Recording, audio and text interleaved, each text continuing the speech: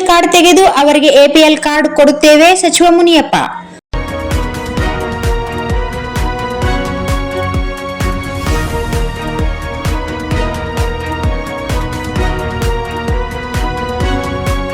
ಸುಮಾರು 14 ಲಕ್ಷ ಮಂದಿ ಎಪಿಎಲ್ನವರು BPL card ಹೊಂದಿದ್ದಾರೆ. ಅದನ್ನು ನಾವು ಬಿಪಿಎಲ್ಗೆ ತೊಂದರೆ ಆಗದಂತೆ ಪರಿಷ್ಕರಣೆ ಮಾಡಿ ತೆಗೆಯಬೇಕಿದ್ದು ಅಂತಹವರಿಗೆ ತೆಗೆಯಲಿದ್ದೇವೆ ಎಂದು ಆಹಾರ ಸಚಿವ ಕೆಎಚ್ ಮುನಿಯಪ್ಪ ತಿಳಿಸಿದರು.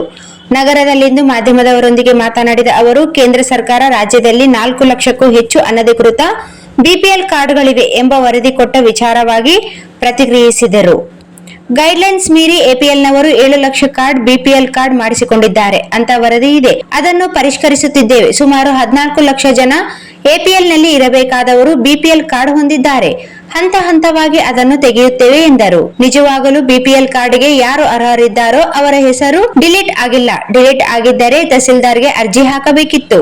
ಮತ್ತೆ ಬಿಪಿಎಲ್ ಕಾರ್ಡ್ ಕೊಡುತ್ತೇವೆ. ಎಪಿಎಲ್ ಕಾರ್ಡ್ ಇರುವವರಿಗೆ ಸದ್ಯಕ್ಕೆ ನಾವೇನು ಮಾಡ್ತಾ ಇಲ್ಲ. ಬಿಪಿಎಲ್ ನಲ್ಲಿ ಸಾಕಷ್ಟು ಜನ ಎಪಿಎಲ್ ನವರು ಇದ್ದಾರೆ. ಬಿಪಿಎಲ್ ಕಾರ್ಡ್ ಮಿಸ್ ಆಗಿದ್ರೆ ಅಂತವರಿಗೆ ಕೊಡುತ್ತಿದ್ದೇವೆ. ಬಿಪಿಎಲ್ಗೆ ಯಾರು ಅರ್ಹರಿಲ್ಲವೋ ಅವರು ಎಪಿಎಲ್ಗೆ ಹೋಗ್ತಾರೆ ಎಂದು ಸ್ಪಷ್ಟಪಡಿಸಿದರು. ಎಲ್ಪಿಜಿ ಸಮಸ್ಯೆ ಕುರಿತು ನಾಳೆ ಸಭೆ. ರಾಜ್ಯದಲ್ಲಿ ಮುಂದುವರೆದ ಎಲ್ಪಿಜಿ ಸಮಸ್ಯೆ ವಿಚಾರವಾಗಿ ಮಾತನಾಡಿ ನಾಳೆ ಮೀಟಿಂಗ್ ಕರೆದಿದ್ದೇನೆ. ಅವರೆಲ್ಲ ವಿವರ ತಗೊಂಡು ಬರ್ತಾರೆ. ಆಟೋ ಓಡಿಸುವವರ ಜೀವನ ಗ್ಯಾಸ್ ಮೇಲೆ ಅವಲಂಬಿಸಿದೆ. ಅವರಿಗೆ ಅನಿವಾರ್ಯವಾಗಿ ಗ್ಯಾಸ್ ಕೊಡಬೇಕಾಗುತ್ತದೆ. ನಾನು ಕೂಡ ಒತ್ತಾಯ ಮಾಡಿದ್ದೇನೆ. ಕೇಂದ್ರ ಸರ್ಕಾರಕ್ಕೂ ಪತ್ರ ಬರೆದಿದ್ದೇನೆ. ಆದ್ಯತೆಯ ಆಧಾರದ ಮೇಲೆ ಗ್ಯಾಸ್ ಕೊಡಬೇಕು ಅಂತ ಮನವಿ ಮಾಡಿದ್ದೇವೆ. ಅದಕ್ಕೆ ಏನು ರಿಪ್ಲೈ ಬರುತ್ತೋ ಕಾದು ನೋಡಿ ಮಾತನಾಡುತ್ತೇನೆ ಎಂದರು. ಬ್ಲಾಕ್ ಮಾರ್ಕೆಟ್ನಲ್ಲಿ ಗ್ಯಾಸ್ ಸಿಲಿಂಡರ್ ಹೆಚ್ಚು ರೇಟ್ಗೆ ಮಾರಾಟ ಆಗುತ್ತಿರುವ ವಿಚಾರವಾಗಿ ಪ್ರತಿಕ್ರಿಯಿಸಿ ಈ ಬಗ್ಗೆ ಗೃಹ ಸಚಿವರ ಜೊತೆ ಮಾತನಾಡುತ್ತೇನೆ. ಪೊಲೀಸ್ ಕಮಿಷನರ್ಗೆ ಹೇಳಿ ಬಂದೋಬಸ್ತ್ ಮಾಡೋಕೆ ಹೇಳುತ್ತೇನೆ. ನಮ್ಮ ಇಲಾಖೆಯವರು ರೇಟ್ ಮಾಡಬೇಕು. ಅದಕ್ಕಾಗಿ ಮೌಲ್ಯಮಾಪನ ಇಲಾಖೆ ಇದೆ. ಆಯಿಲ್ ಕಾರ್ಪೊರೇಷನ್ ಇವರನ್ನು ಕರೆದಿದ್ದೇನೆ. ಕುಳಿತು ಮಾತನಾಡಿ ಪರಿಹಾರ ಕೊಡಬೇಕು. ಆಯಿಲ್ ಕಾರ್ಪೊರೇಷನ್ ಎಕ್ಸಿಕ್ಯೂಟಿವ್ ಡೈರೆಕ್ಟರ್ ಏನು ವರದಿ ತರುತ್ತಾರೋ ನೋಡಿ ನಿಮ್ಮ ಜೊತೆ ಮಾತನಾಡುತ್ತೇನೆ ಎಂದು ತಿಳಿಸಿದರು. ಅಕ್ಕಪಕ್ಕದ ರಾಜ್ಯದಲ್ಲಿ ಇಷ್ಟು ಕೊರತೆ ಇಲ್ಲ. ಗ್ಯಾಸ್ ಸಮಸ್ಯೆಯಿಂದ ಸಾವಿರಾರು ಉದ್ಯಮಗಳು ಬೀದಿಗೆ ಬಂದಿವೆ. ಅಕ್ಕಪಕ್ಕದ ರಾಜ್ಯಗಳಲ್ಲಿ ಗ್ಯಾಸ್ಗೆ ಇಷ್ಟೊಂದು ಕೊರತೆ ಕಾಣುತ್ತಿಲ್ಲ.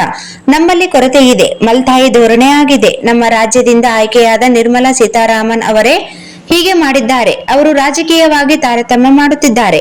ನಮ್ಮದು ಅಭಿವೃದ್ಧಿಯೇ ಪಥದಲ್ಲಿರುವ ರಾಜ್ಯ. ನಮ್ಮ ನಗರದಲ್ಲಿ ಹೊರ ರಾಜ್ಯದವರು ಹೆಚ್ಚಿದ್ದಾರೆ. ಅವರು ಹೋಟೆಲ್ಗಳನ್ನು ಅವಲಂಬಿಸಿದ್ದಾರೆ ಎಂದರು. ಅವರ ಜೀವನ, ಊಟ, ವಸತಿ ಎಲ್ಲವೂ ಅವಲಂಬಿತವಾಗಿದೆ. ಅವರಿಗೆ ಸರಿಯಾಗಿ ಗ್ಯಾಸ್ ಕೊಡದಿದ್ದರೆ ಅವರೆಲ್ಲಿ ಹೋಗಬೇಕು? ಇದನ್ನು ಮುಖ್ಯವಾಗಿ ಪರಿಗಣಿಸಿ ನಮಗೆ ಗ್ಯಾಸ್ ಕೊಡಬೇಕಾಗಿತ್ತು, ಕೊಟ್ಟಿಲ್ಲ. ಅದಕ್ಕೆ ಇದನ್ನು ಮಲ್ತಾಯಿ ಧೋರಣೆ ಅಂತ ಹೇಳುತ್ತೇನೆ. ನಮ್ಮ ಪೆಟ್ರೋಲಿಯಂ ಸಚಿವರಿಗೆ ಪತ್ರ ಬರೆದಿದ್ದೇನೆ ಎಂದು ತಿಳಿಸಿದರು. ಆಟೋ ಚಾಲಕರು ಗ್ಯಾಸ್ ಸಿಗದಿದ್ದಕ್ಕೆ ರಾಜ್ಯ ಸರ್ಕಾರದ ಮೇಲೆ ಆಕ್ರೋಶಗೊಂಡ ವಿಚಾರವಾಗಿ ಇದರಲ್ಲಿ ರಾಜ್ಯ ಸರ್ಕಾರದ್ದು ಏನೂ ಪಾತ್ರ ಇಲ್ಲ. ಪೆಟ್ರೋಲ್, ಡೀಸೆಲ್, ಗ್ಯಾಸ್ ಎಲ್ಲವೂ ಕೇಂದ್ರ ಸರ್ಕಾರಕ್ಕೆ ಸಂಬಂಧಪಟ್ಟದ್ದು. ಏನಾದರೂ ಅದಕ್ಕೆ ಅವರೇ ಹೊಣೆ. ನಮ್ಮ ಪಾತ್ರ ಏನೂ ಇಲ್ಲ. ನಾವು ಕಾಳಸಂತೆಗೆ ಹೋಗದಂತೆ ಏಜೆನ್ಸಿಗಳು ಸರಿಯಾಗಿ ವಿತರಣೆ ಮಾಡದಿದ್ದರೆ ಅಂತಹ ವಿಚಾರಗಳನ್ನು ನೋಡಬೇಕಾಗುತ್ತದೆ. ಗೃಹ ಸಚಿವರ ಜೊತೆ ಮಾತನಾಡಿ ಬಂದೋಬಸ್ತ್ ಮಾಡುತ್ತೇನೆ ಎಂದು ತಿಳಿಸಿದರು.